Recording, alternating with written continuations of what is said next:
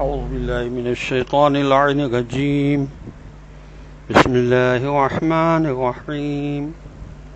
وما لنا ألا نتوكل على الله وقد هدانا سبلنا ولنصبرن على ما آذيتمونا وعلى الله فليتوكل المتوكلون.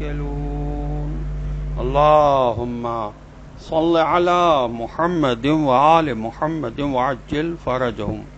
سلام علیکم ورحمۃ اللہ وبرکاتہ.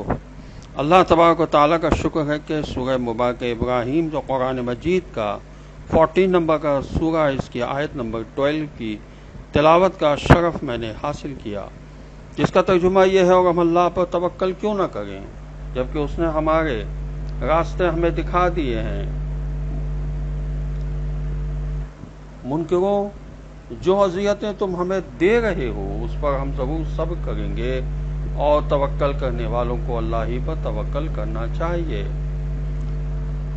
ارشاد ہو رہا ہے کہ ہم توکل اور بھروسہ اس ذات پر کیوں نہ کریں جس نے ہم کو حق کا راستہ دکھایا ہے. ہمیں جب یقین ہے کہ اللہ ہمیں نجات ابدی اور سعادت کی طرف لے جاتا ہے تو ہم اطمینان سے اپنے کو اللہ کے حوالے کر دیتے ہیں. بھروسہ اور توکل اس وقت نہیں ہوتا جب انسان کو یقین نہ ہو، تردد اور شک کا شکار ہو. حق کی معرفت کے بعد اس کا عاشق اس کی راہ میں صبر و تحمل کرتا ہے، خواہ اس راہ میں جتنی بھی اذیتیں برداشت کرنا پڑے اور اس کی قیمت کچھ بھی دینا پڑے.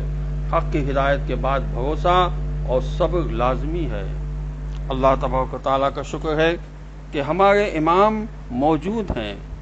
یہ اور بات ہے کہ وہ غیبت میں ہیں. اب غیبت بھی یہ اللہ کا ایک تقدیرات الہی میں سے ایک امر ہے. جب تک خدا چاہے گا امام غیبت میں رہیں گے. امام کی ایک حدیث ہے کہ جو چیزیں خداوند عالم نے مقدر فرما دی ہیں وہ کبھی مغلوب نہیں ہوتی، اور اس کا ارادہ کبھی رد نہیں ہوتا، اور اس کی توفیق پر کوئی چیز سبقت حاصل نہیں کر سکتی. امام زمانہ علیہ السلام کی اس حدیث کے بارے میں کہا جاتا ہے کہ یہ اس کلام کا حصہ ہے جس کو آپ نے اپنے دو نائبوں عثمان بن سعید اور ان کے فرزند محمد ابن عثمان کے لیے بھیجے گئے خط میں تحقیق کیا تھا. امام علیہ السلام اس توقی میں اپنی غیبت کے مسئلے کی طرف اشارہ کرتے ہوئے فرماتے ہیں، یہ موضوع تقدیر الہی ہے اور خدا کا حتمی و یقینی ارادہ اس سے متعلق ہے. امام مہدی علیہ السلام نے اس توقی پر چند نکات کی طرف اشارہ فرمایا ہے. نمبر 1، کوئی بھی شخص تقدیر الہی کے مقابلے میں کامیاب نہیں ہو سکتا، کیونکہ وہ مقدرہ کل قدر ہے اور اس کی قدرت تمام قدرتوں سے بلند و بالا ہے.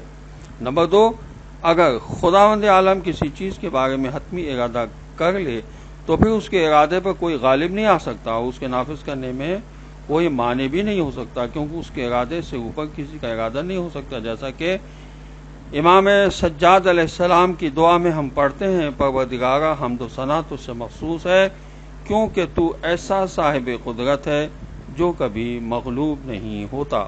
یہ صحیفہ سجادیہ کی دعا ہے جس کا نمبر 49 ہے،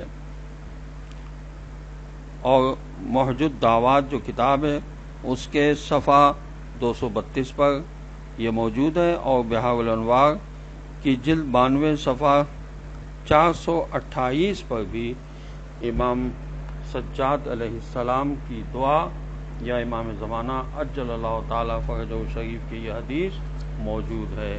ہم جب دیکھتے ہیں کہ امام حسن علیہ السلام کو مولا علی علیہ السلام نے ابن ملجم کے بارے میں یہ فرمایا کہ ابن ملجم نے تمہارے باپ کو ایک سے زیادہ ضرب نہیں لگائی، اس نے 2 ضربیں نہیں لگائیں، میرے بعد تمہیں خود اختیار ہے کہ اگر تم اسے چاہو تو آزاد کرنا، اگر تم چاہو تو آزاد کر دینا، اور قصاص لینا چاہو تو یاد رکھو کہ اس نے تمہارے باپ کو 1 ضرب لگائی ہے، تم بھی اسے فقط 1 ضرب لگانا. وہ ضرب سے مارا جائے اور نہ مارا جائے، اب یہ خداوند عالم کا اختیار ہے. اللہ اکبر۔